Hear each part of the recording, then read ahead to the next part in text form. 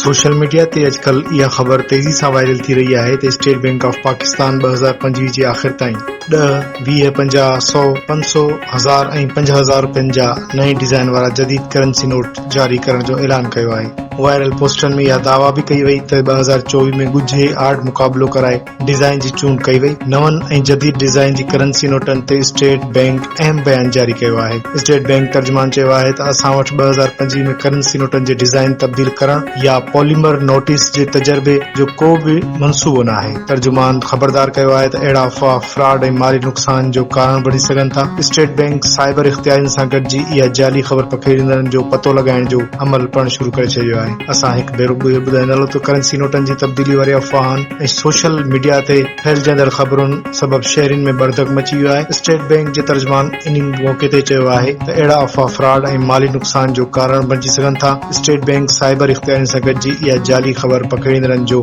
पतो लॻाइण जो अमल शुरू करे छॾियो आहे।